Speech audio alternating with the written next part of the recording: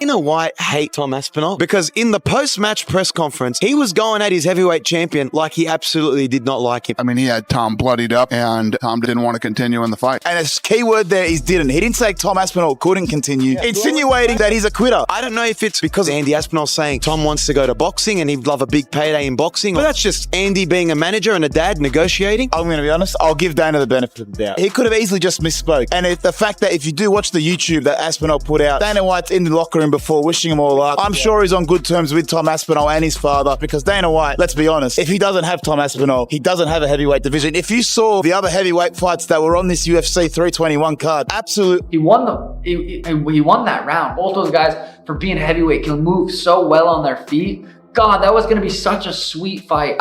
And I thought Tom was going to go out there and kind of run through Surreal. That was going to be a very interesting fight. I mean, I guess running it back makes sense. Post-fight reaction from Tom Aspinall. What the fuck you booing? I'm the one that got poked in the fucking eye. There's nothing I can do about it.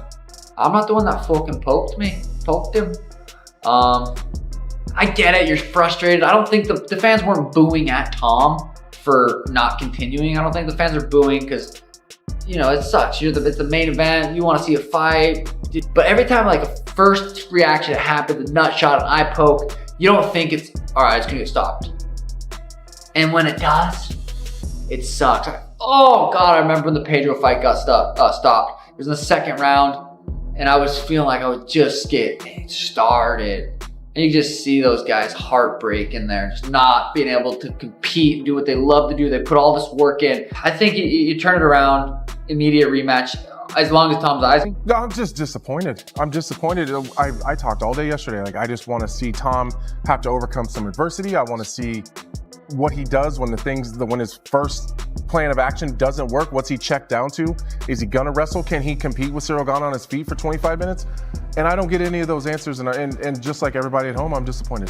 Being poked in the eye is illegal, Brendan, but to fight with one eye is very common. The opponent's trying to hit your eye, he's trying to bust up and make your nose bleed. So that part of it does have question for guys like Anthony and I. We're trying to be polite, we're trying to show grace, but in all fairness, if you're the heavyweight champion of the world. Joe Rogan has just responded to Tom Aspinall's latest eye injury update, and the MMA community is split right down the middle. It's been pretty interesting, all the stuff that John Jones has been saying to the media this week, and I'm sure there's more to come, but check out these. A great athlete, but I do feel like he's a one-trick pony. I believe that his wrestling and jiu-jitsu is incredibly overrated. He has a beautiful 1-2. I got to learn a lot about his patterns in his last fight. That's really about it. That's the one thing that he's setting up real nice. He couldn't touch Cyril Gane at all. That's the way I felt. I felt like Gane was just getting warmed up. Gane's hands was down. He was shaking his shoulders, bouncing around. He was touching him. He was touching him. That jab, he busted him open. He was so comfortable. I think Tom was looking for a way out, and he took it. He needs to change his game. And he won't fight me.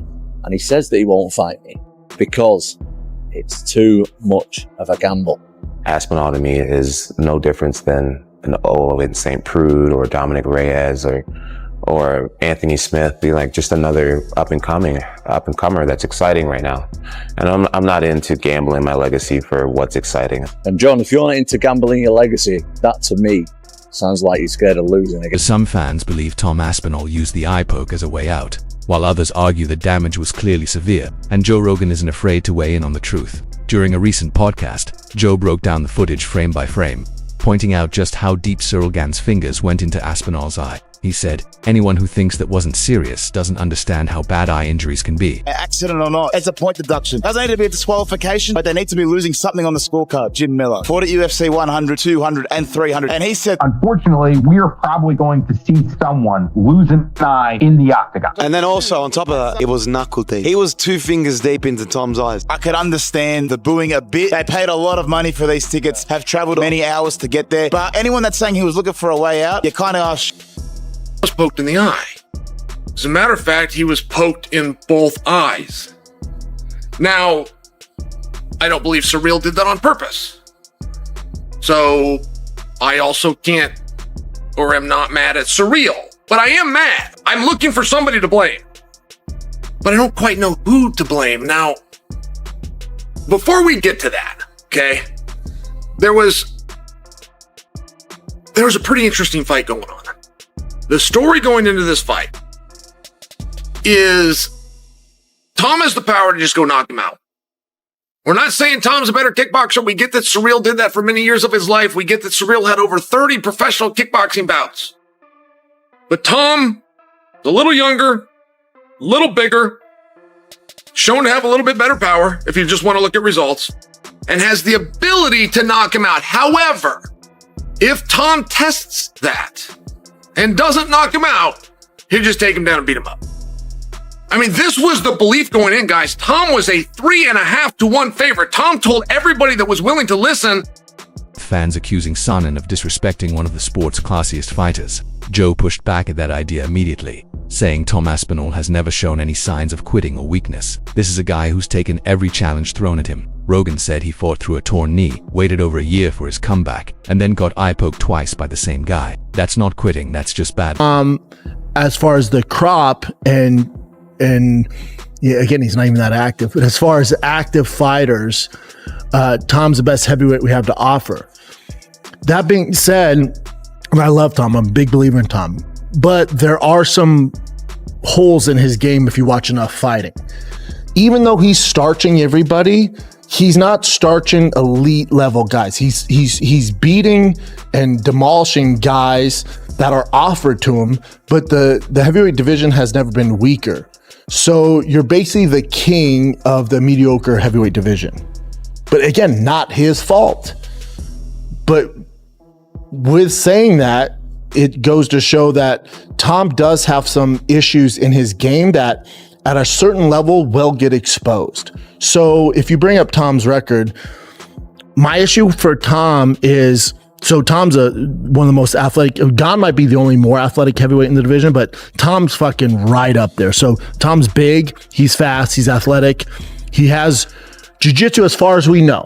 I bet if he's weighing 215, he would fight Tom Aspinall better than him weighing 245 pounds. In his 205 frame, he could fight Tom Aspinall better than he'd fight him at that 250 because that's not his weight class. While he didn't last long with Cyril, he didn't look as fast. He carried more weight. Cyril just did some weird stuff. And John, you don't make mistakes against John. Wouldn't it be interesting if Tom came out and said, no, I'm not going to rematch him. He's a cheater.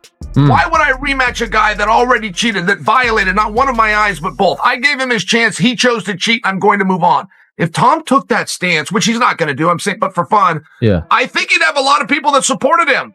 For some reason, Surreal has come out of this thing with his hands clean. He's the one that did the poking. It was really bad how it looks. And he said, you can't train your eyeball to be stronger. It is what it is. You've protection here and here, but he obviously got no protection because the fingers were straight in. The fight should have been stopped. He couldn't see. It was a foul. He couldn't see. Then you can't fight. You know, if he'd have got knocked out with a head kick next, then it would have been worse. I don't know. And then he said, sometimes when your eyes here like that, it can become displaced and stay there. And they did a few tests on that, and they said it doesn't seem like that. And his vision on the eye that's the best eye, his eye wasn't following properly, so the muscles weren't working strong enough to go this way. This one just wasn't working that good at all. So we've got to have additional tests further this week, and Moyes is sorting the tests out for us, and he's got to have a CT scan. It was a significant eye poke. It wasn't like a little scratch. Yeah. It was, they went in. They were proper eye pokes, and Tom clearly was in a lot of pain. There's people saying online, well, he was saying multiple times, I can't see. If he wanted to continue, he shouldn't be saying that. The reality is, if he can't see... Tell the truth. If you can't see, you're allowed to say you can't see. People might point at me and say, well, you fought with one eye. Yeah, that was a secret because I shouldn't have been fighting. You know, Tom is the champion of the world. He doesn't want to go out there when his vision is impaired or vision is massively affected and potentially lose a fight that was shaping up to be a difficult fight. Cyril Gane was on point tonight. He was looking good. We saw the damage on Tom's face. This was not an easy fight by any stretch of the imagination. He didn't want to continue with his vision damaged or not being able to see, so I don't blame him. The crowd were upset. I get that. They were frustrated. They've flown in from other countries. They've spent a lot of money. They've bought tickets, and the fight ends like that. I don't think the frustration was on Tom. Camp revealed that he still has limited vision in one eye and that it could take months to heal. Tom himself has stayed quiet, only saying that he's frustrated, exhausted, and mentally drained from everything that's happened. His father, Andy Aspinall, said the hardest part has been seeing people question his son's heart when all he's ever done is show loyalty and courage. And Joe Rogan echoed that sentiment perfectly. You can replace a belt, he said, but you can't replace your eyesight. The fight community is still debating, was Tom's reaction the only safe choice, or did he pull back too soon in the heat of the moment? But one thing's clear, this entire situation has changed how fans view the heavyweight division. Because whether you love or hate Tom Aspinall, nobody can deny that this moment will define how he comes back. And when he does, the whole world will be watching.